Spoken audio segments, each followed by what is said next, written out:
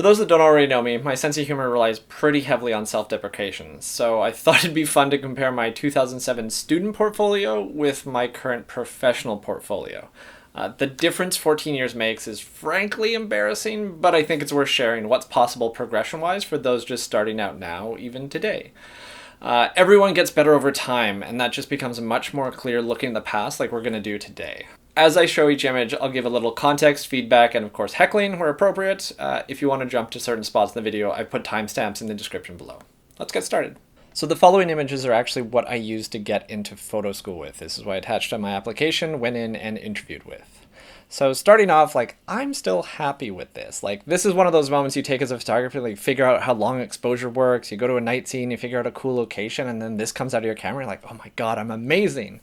So I still actually really like this image. It obviously dates when this happened a little bit based on the style of bus here in Vancouver, but I still really like looking back at this and remember that night. I competed in Ultimate Frisbee for a long period of time when I was in college. So this is actually a trip down to Vegas when we were in a tournament there. And I thought it'd be super cool to include an international city photo to my portfolio, making me look a little more traveled than I was at the time. This is just the fountains of the Bellagio down in Las Vegas. Everybody's got to have a shallow depth of field locker shot here. I'm no exception for sure. Yeah, there's not too much to say about this. Shooting it vertical, it's very beginner photography. I started to play a little bit with white balance too. This is me in my minimalist period of doing nature photography. Definitely a little bit on the underexposed side and super heavily treated, which is what happens with most beginners is we take anything in Lightroom or in your post-production things and we crank that slider to 100. We should usually only pull it to 10 or 20 max. I did this a lot. I thought being on the wrong white balance made things look edgy, very similar to Instagram filters, which would come in the next couple of years, but this kind of predates that, so I really have no excuse here. I went to a couple workshops and photography courses before I applied to photo school. This is actually at a model session that happened at Focal Point, which is a school in Vancouver that unfortunately no longer exists. So this is my first experience working with models and apparently first time with exposure with studio lights because that hair is super blown out. The other thing that bothers me about this is that little hair tie around her wrist. That's something I fix on set frequently now, so to see that evidence in an old image is a little painful. This one, similar to the bus stop ad, I still look back at this with fond memories because this actually got published. I was working at a recreation center at the time and they used this on the front cover of their kind of fall autumn rec guide. And I was oh my god, this is printed, and it was on hundreds, maybe thousands of copies that got mailed around my neighborhood. So that was a super amazing moment for me as a photographer, and that's probably what I waxed poetic on at the interview when I was showing this at the photo school interview. This is more so for the story than for the image. I was walking out of my house on my way to my job one day, and I actually saw this flower and spider all at the same time. So I actually trekked back to my house, got my camera, and shot it. And it was just one of those things where I really want to try and take an image of this. Yeah, I don't do so much nature photography now, but that was a nice moment back then when just it was so important. I stopped my day and probably wasn't late for work because that's not my nature, but was only probably 5 minutes early for my shift.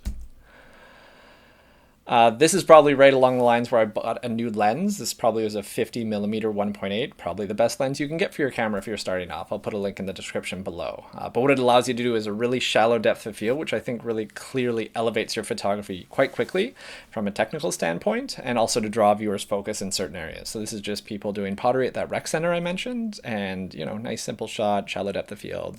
I was quite pleased with this.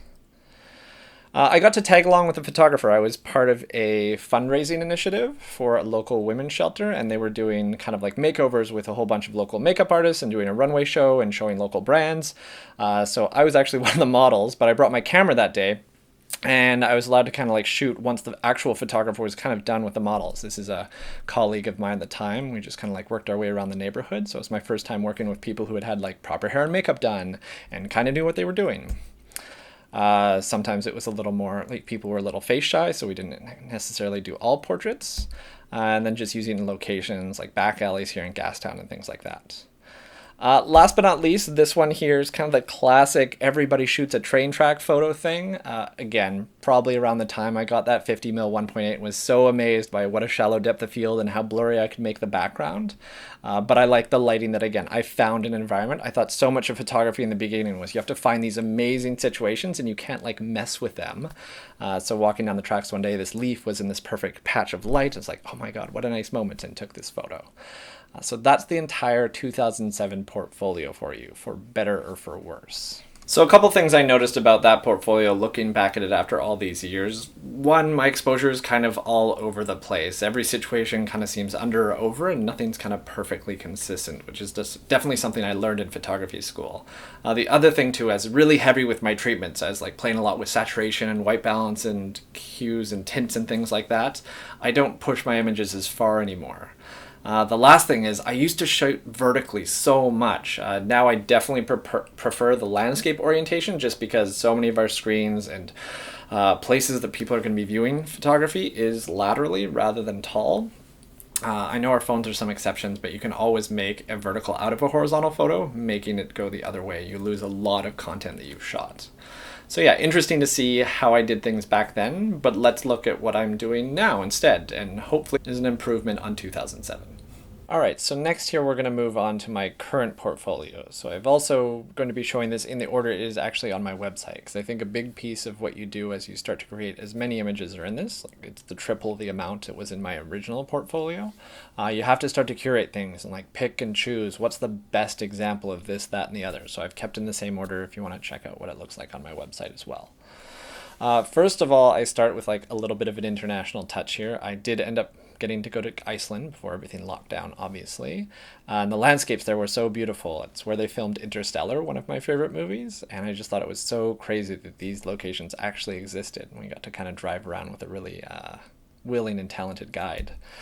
A good signpost never hurt anybody. Also, a lot of this portfolio is done in kind of groups of threes. It's very similar to Mirror, like an Instagram feed, a really well curated one.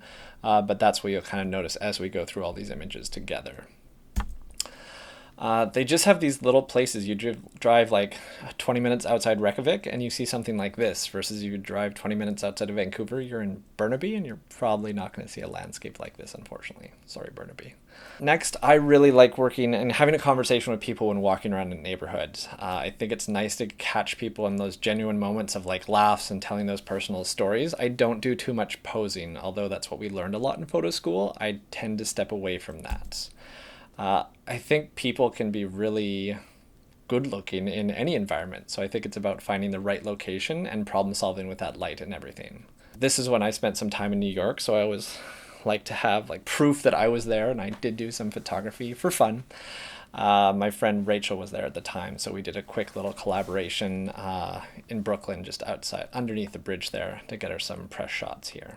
I did a lot of event coverage when I was going through college. I did clubs and everything, but that was the most lucrative avenue in the world. So I moved more into kind of event coverage and weddings. So this is our TRX's staff party. They hired a Cirque du Soleil style performer group to come in and perform for their team. It was the fun part about my job, is I get to go to all these fun parties I'd never get invites to, and I get to hide behind my camera and I don't have to talk to anybody for the most part.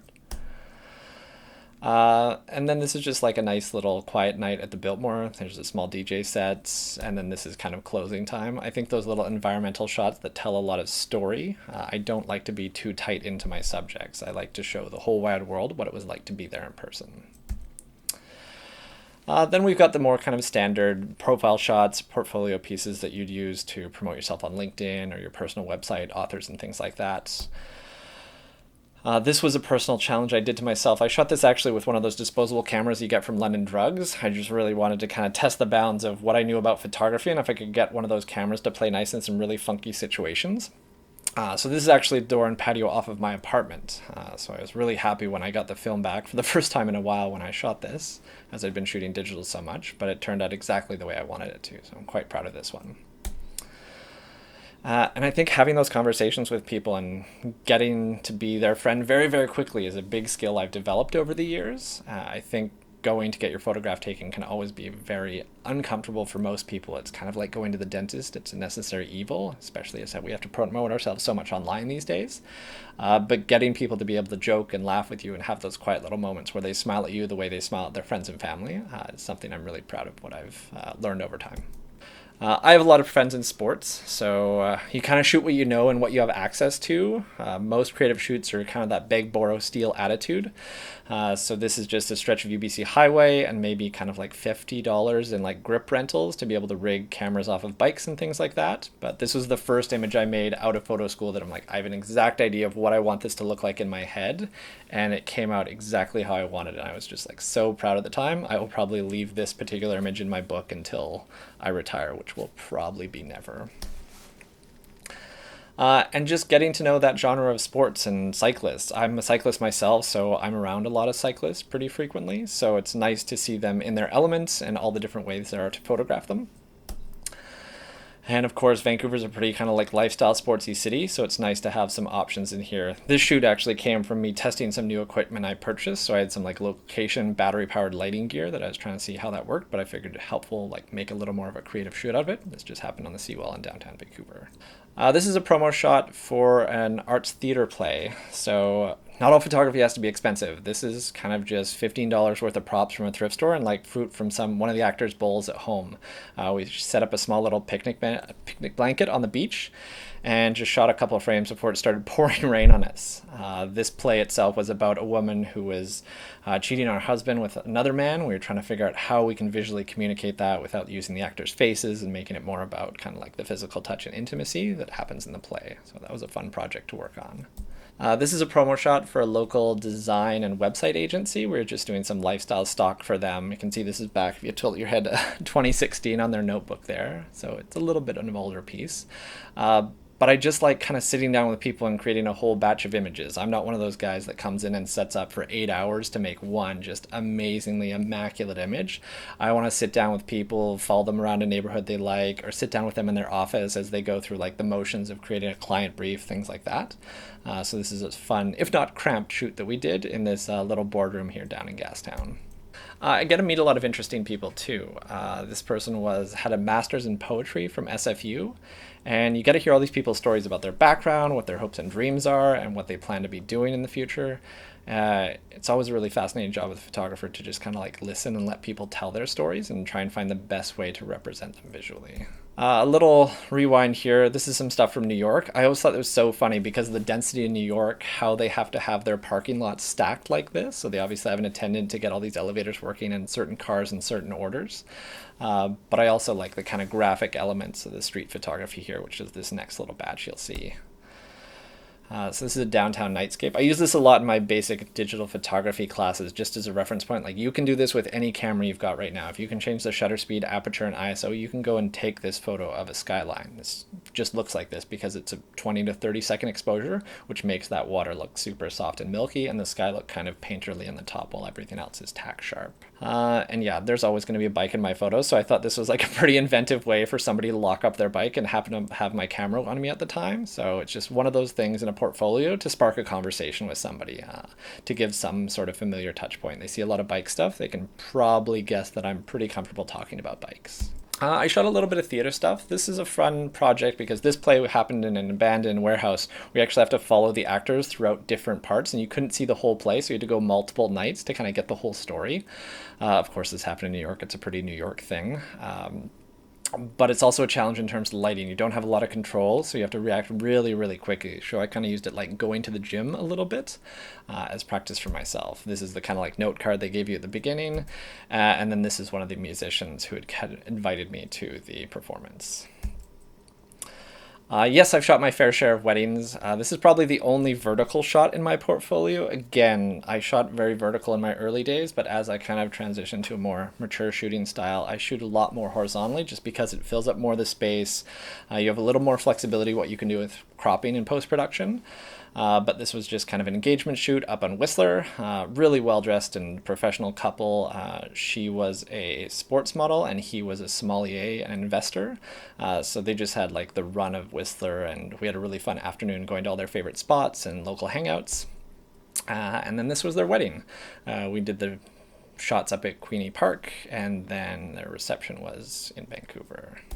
I really like details. I think they tell a lot of the story of the event, and some of this stuff just ends up getting thrown out. So these are all the bow ties for the groomsmen and the best man, and just to highlight their different colors and different points in the ceremony. So I think it's these little things that people kind of like toss to the side that I think people will remember years from now about like what it was like to open that box and get the surprise of what's in there. All those little details and moments in weddings are always fun for me to kind of like ferret out and make sure it doesn't end up in the trash before I get to take a picture of it.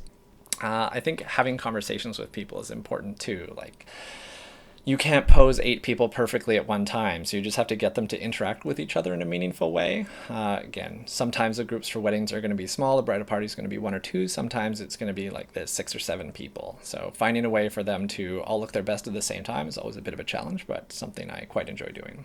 And those little moments too that I know grooms don't always get their fair share of photos in wedding photography, but I think there's some nice little professional moments that it doesn't always have to be like cheese stare at the camera that you're going to create for most people, but there's really like strong, quiet moments I think you can find if you spend enough times with the groomsmen. This was a fun little creative set here. We had that kind of fog roll into Vancouver where it covers all of downtown.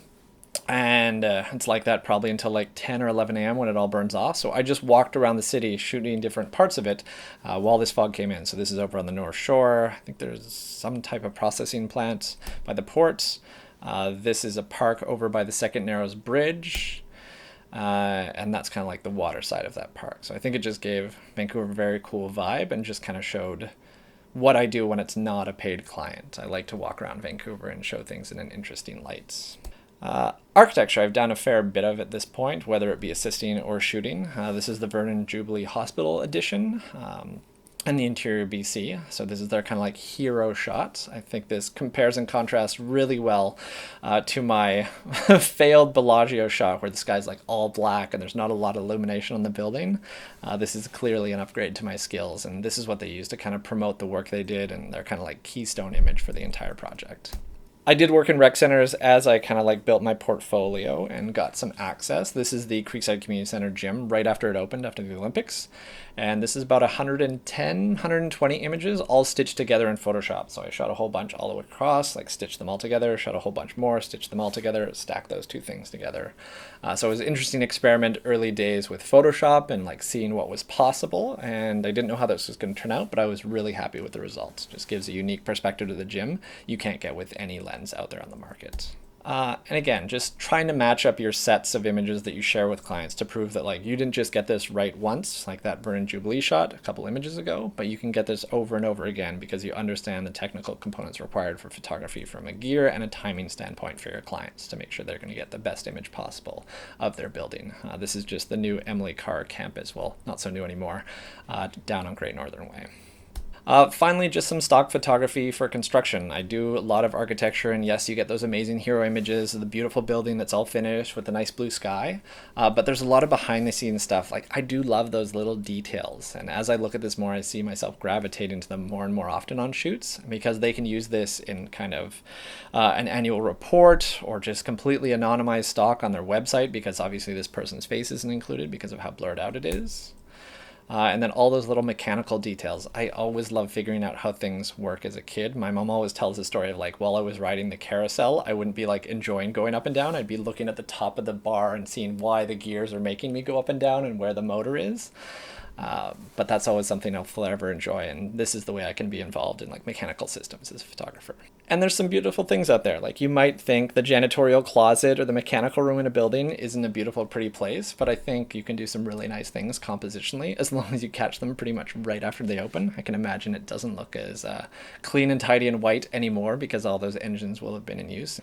So in comparison, what I noticed about my like current professional portfolio is I have a much clearer aesthetic. You can look at a lot of those images and hopefully get that sense of like, oh, Curtis probably shot that. The one thing that takes photographers the longest time to develop, and sometimes anywhere from like 6 to 10 years. So I feel like I've finally hit my stride in terms of looking at a project and seeing like, this is how I want to photograph this. This is the type of perspective, composition, gear, angle, and lighting that I'll be looking for to make it look like it's a photograph I created rather than kind of anybody under the sun. That's what clients are paying for, that like productization of your look, your perspective on the world, and what you're going to deliver them is consistent with what you've shown from how you've shot things in the past. Obviously, from a technical standpoint, the exposure, focus, and sharpness is a lot better in my photograph, which is what you would hope after 14 years. The other thing about my photography is I'm not so heavy on the treatments. Yes, I do love a good kind of like cross process or a little bit of desaturation here and there, but I'm not kind of like cranking up the sliders the way I used to when I started in photography. I like to let the tones and the correct exposure speak for itself. I think if you start with a really good file, there's not too much you need to do with it in post-production unless the client's requesting something like that. So I hope you enjoyed all of this. Yes, it's a little embarrassing showing like way back in the day, but it's the same thing as if you pulled out one of those like handwriting books from grade 1. I'm sure your writing has improved since then. So thanks for sticking around this long. Last but not least, I just want to thank everybody for their support. I think it's really scary launching a new channel or a new initiative for anything that you do. So it's been pretty overwhelming to see how many people have like looked at my videos and subscribed or like sent me like little DMs on Instagram or LinkedIn being like, oh my God, you've got a YouTube channel now. So every YouTuber has to do this as I learn the ropes, and it's kind of like, please do like if you like the video, subscribe if you want to see more, and turn on the bell if you want to be notified if anything else gets posted that you want to see from my channel.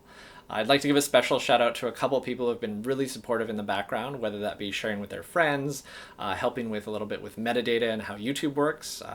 Otis, John, Bridget, and also Jashin have been a great resource for me as I kind of foray into this new world that I'm not as familiar with, but they've been super helpful, helping me avoid certain pitfalls people can make in their early days. So thanks so much, guys, and I'm looking forward to seeing what else I can create on this channel and what other things I can avoid making mistakes around. Okay, thanks so much, and see you next time.